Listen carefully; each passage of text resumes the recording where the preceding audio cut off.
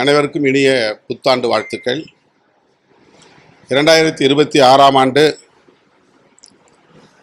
நமக்கு மிகவும் சவால் நிறைந்த ஒரு ஆண்டு.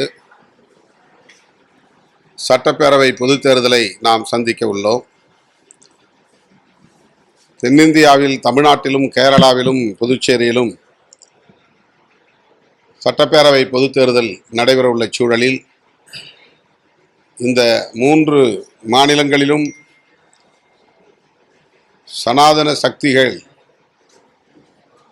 வலுப்பெறுவதற்கு பல்வேறு சதி முயற்சிகளை மேற்கொண்டு வருகின்றனர். வழக்கம் போல நாம் கடந்த காலங்களில் சந்தித்த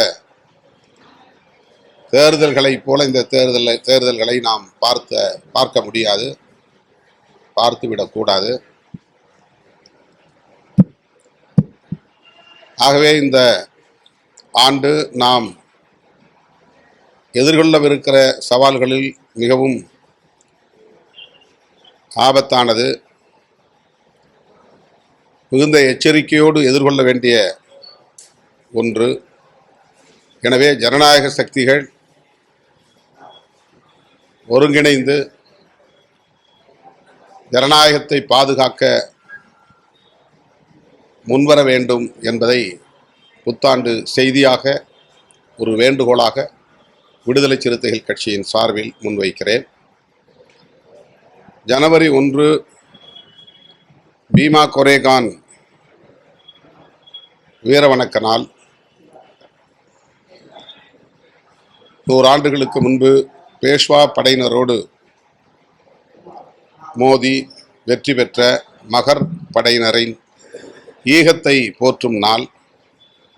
புரட்சியாளர் அம்பேத்கர் அவர்கள் பீமா நதிக்கரையில் நிறுவப்பட்டுள்ள அந்த வெற்றியின் நினைவு சின்னத்திற்கு சென்று அந்த போர் வீரர்களுக்கு வீரவணக்கம் செலுத்தினார். அதனை தொடர்ந்து ஆண்டுதோறும் லட்சக்கணக்கான மக்கள் அந்த இடத்தில் திரண்டு சனாதனம் வீழ்ச்சியடைந்த ஒரு நினைவு சின்னமாக அதை போற்றி வருகின்றனர், வீரவணக்கம் செலுத்தி வருகின்றனர்.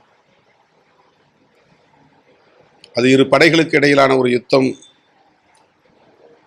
என்று இல்லாமல் 2 கருத்தியல்களுக்கு எதிரான யுத்தம், 2 பண்பாடுகளுக்கு எதிரான யுத்தம் என்கிற அடிப்படையில் தான் புரட்சியாளர் அம்பேத்கர் அதை அணுகினார். அவருடைய பார்வையில் இன்றைக்கு இந்தியா முழுவதும் உள்ள தலித்துகளும் பழங்குடி மக்களும் இதர ஜனநாயக சக்திகளும் அந்த நாளை போற்றி வருகின்றனர். அந்த வகையிலே விடுதலை சிறுத்தைகள் கட்சியின் சார்பிலும் அந்த யுத்தத்தில் வெற்றி பெற்ற மகர் படையினருக்கு ஈகம் செய்த அந்த போராளிகளுக்கு எமது செம்மாந்த வீர வணக்கத்தை செலுத்துகிறோம். ஜனவரி 5ஆம் தேதி விடுதலை சிறுத்தைகள் கட்சியின் சார்பில் சென்னையில் எனது தலைமையில் சைதாப்பேட்டையில் மாலை 3 மணி அளவில் ஆர்ப்பாட்டம் நடைபெற உள்ளது. இந்தியா முழுவதும் கிறிஸ்தவர்களுக்கு எதிராக அண்மையிலே கிறிஸ்துமஸ் பண்டிகையின் போது நடத்தப்பட்ட வன்முறை வெறியாட்டங்களை கண்டித்து சிறுபான்மையினரின் பாதுகாப்பை உறுதிப்படுத்த வேண்டும் என்று வலியுறுத்தி இந்த ஆர்ப்பாட்டம் நடைபெறுகிறது. இந்த ஆர்ப்பாட்டத்தில் அனைத்து தரப்பு ஜனநாயக சக்திகளும் பங்கேற்று தமது ஆதரவை நல்க வேண்டும்.